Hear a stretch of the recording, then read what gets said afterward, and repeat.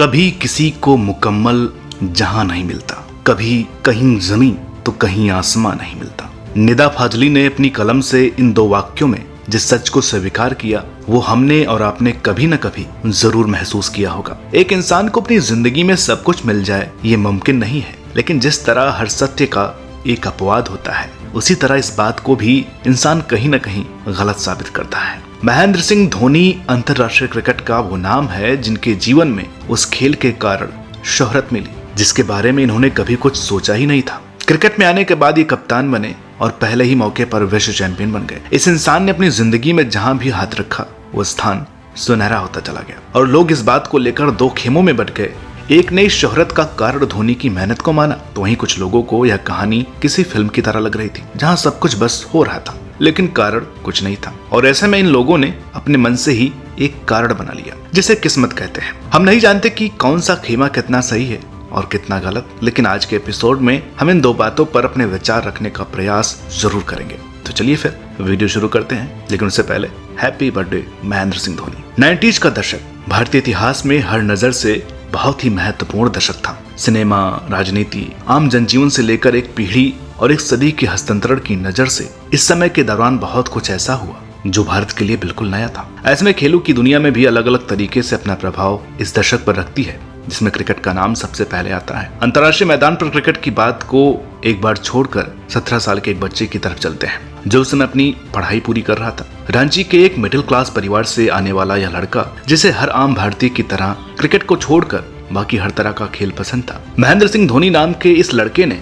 अपने school coach के कहने पर क्रिकेट में हाथ आजमाने का मन बनाया और अपनी जिंदगी के 17वें साल में पहली बार विकेट कीपर ग्लव्स हाथ में लिए थे। धोनी की जिंदगी में बहुत सी बातें असाधारण जान पड़ती हैं। एक पंप ऑपरेटर का बेटा जो फुटबॉल में अपने स्कूल का सबसे अच्छा खिलाड़ी था, उसे एक दिन बोला गया कि तुम अब से फुटबॉल नहीं क्रिकेट खेलोगे और क्रिकेट में भी विकेट कीपिंग तुम्हारा काम होगा। गेंद को अपने से दूर रखने वाले खेल को छोड़कर धोनी ने गेंद को कैच करना शुरू कर दिया। अगले कुछ सालों में धोनी ने खुद को एक बिग हिटर के तौर पर स्थापित कर लिया था। अब ये कहानी सुनकर आपको लग रहा होगा कि इस लड़के की जिंदगी तो बिल्कुल मक्खन की तरह चलती ही जा रही थी, भगवान ने इसको सब कुछ हाथों में दे दिया था। तो ऐसा नहीं था। एक मिडिल क्लास परिवार में जन्म लेने वाले बच्चे को होने वाली हर समस्या का सामना धोनी को भी करना पड़ा। खेलों की दुनिया से दिल लगा बैठे धोनी को घर पर अपना समय पिताजी के डर से पढ़ाई लिखाई में बिताना पड़ता था। पिताजी खेलने से मना न कर दें, इसलिए धोनी को अपनी पढ़ाई में अच्छे अंक प्राप्त करने की शर्त को भी मानना पड़ा। ये बातें एक पढ़ाकू बच्चे के लिए आसान हो सकती हैं,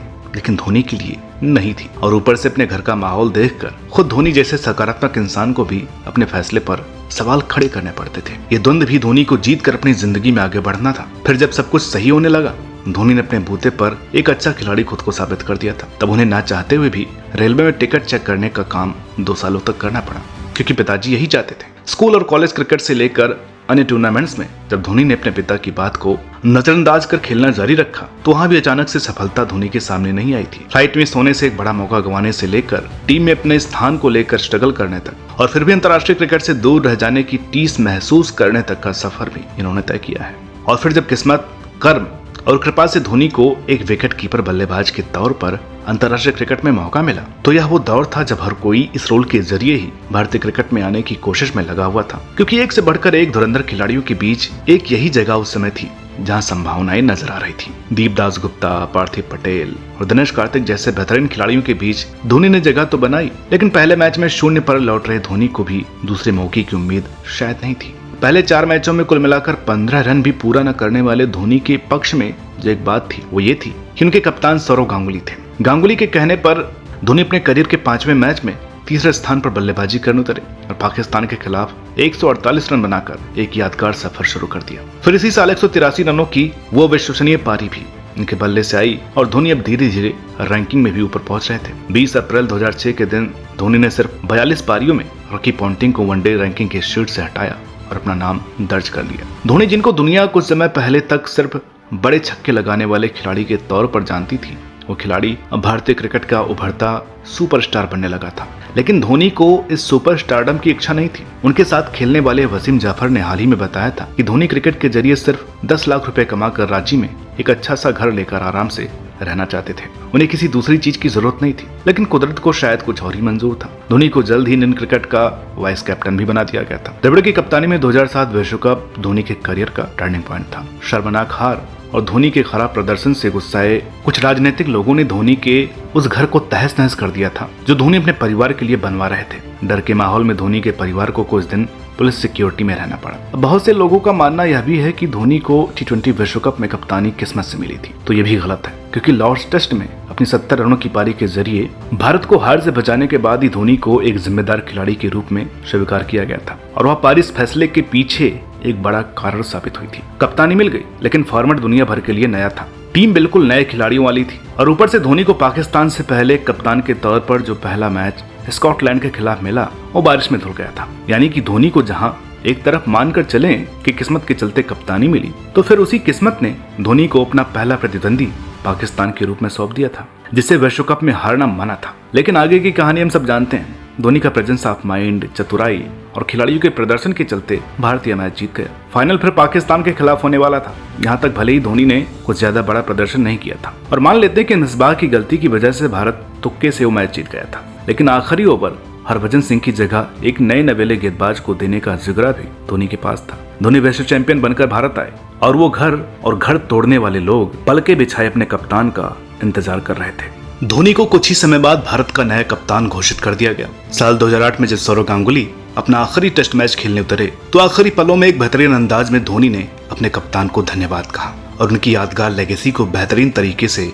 आगे बढ़ाया। धोनी को क्रिकेट भले ही किस्मत से मिली थी, लेकिन क्रिकेट में जो उन्होंने कमाया उनकी अपनी काबिलियत थी। उनमें आउट ऑफ द बॉक्स फैसले लेने की हिम्मत थी, इसलिए शायद उनके फैसलों को सही साबित करने में कुदरत ने भी उनका साथ दिया था। आज जिस विकेट कीपर धोनी को हम जानते हैं, यह कला भी उनमें जन्मजात नहीं थी। सैयद किरमानी से लेकर आम लोगों तक धोनी ने अपने शुरुआती करियर में बहुत लोगों से खराब विकेट कीपिंग को लेकर बहुत सी बातें सुनी और खुद को तराशते रहे। तब जाकर विश्व क्रिकेट को अपना सबसे बेहतरीन विकेट कीपर बल्लेबाज मिल पाया था। धोनी ने जिस दौर में भारतीय क्रिकेट में कदम रखा था, वो दौर बहुत सी उठापटक वाला समय था। कप्तान और कोच में कुछ भी अच्छा नहीं चल रहा था, खिलाड़ियों में मतभेद थे और ऐसे में जब धोनी ने कप्तानी का जिम्मा लिया तो उस समय भारतीय टीम वनडे विश्व कप की शर्मनाक हार से गुजर कर आ रही थी। ऐसे में जिस सीरीज से धोनी ने खुद को पूरी तरह से साबित किया, वो साल 2018 की सीबी सीरीज थी। इस सीरीज के पहले और बाद में बहुत कुछ घटित हुआ। बहुत से लोग कप्तान की मनमानी और टीम सिलेक्शन से खुश नहीं थे, लेकिन अपने हर फैसले की तरह धोनी ने खुद को यहाँ भी साबित कर दिया।